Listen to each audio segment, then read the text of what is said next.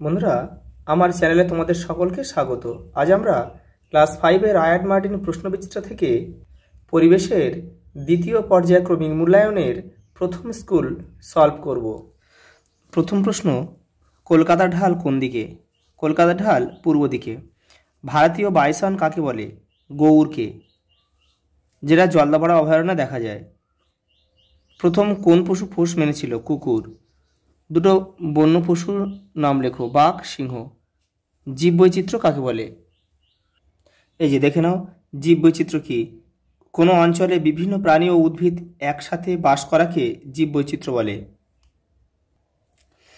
গঙ্গাকে কেন নিত্যবহ নদী বলে? কারণ সারা বছর জল থাকে বলে এই নদীতে।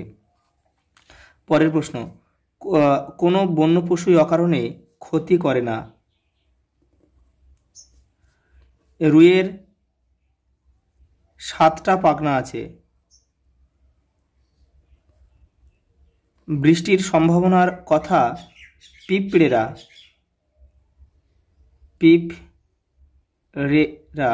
হয়তো বুঝতে পারে। রাঢ় অঞ্চলের সব জায়গা উর্বর মাটি। তোমাদের টেক্সটের 66 নম্বর পেজে উত্তরটা আছে। তো অনেকে লিখবে হচ্ছে লাল মাটি, কিন্তু না, রাঢ় অঞ্চলের সব জায়গা উর্বর মাটি। গঙ্গোত্রী হিমবাহের গোমুখ গুহা থেকে শুরু হয়েছে। গাঙ্গেয় সমভূমির দক্ষিণ অংশটায় বিরাট বন, সুন্দরবন।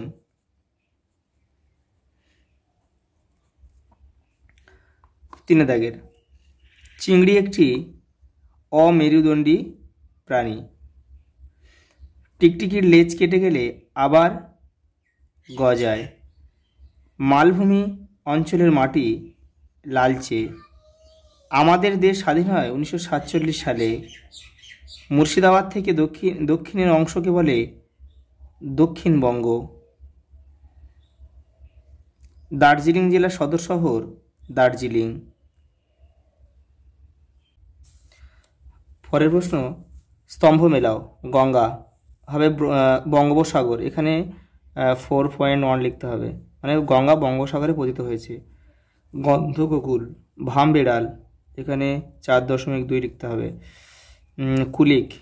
কুলিক একটা পাখিরালয়, এখানে 4.3 লিখতে হবে। আর 1905 বঙ্গভঙ্গ, এখানে 4.4 লিখতে হবে। আর দীঘা হচ্ছে কাজু বাদাম চাষ হয়, 4.5 লিখতে হবে এখানে। এই জেলাগুলির সদর শহর লেখো। কোচবিহারের সদর শহর হচ্ছে কোচবিহার। মালদার সদর শহর হচ্ছে ইংলিশ বাজার।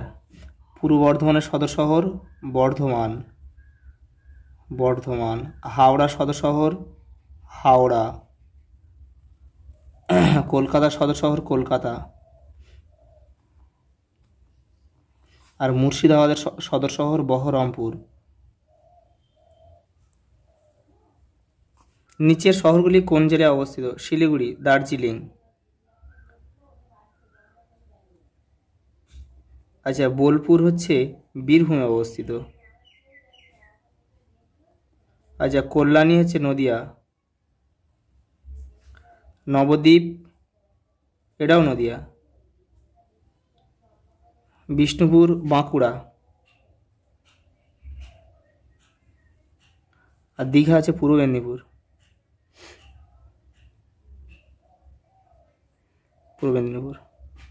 আচ্ছা, এই পর্যন্ত। দেখা হবে পরের ভিডিওতে।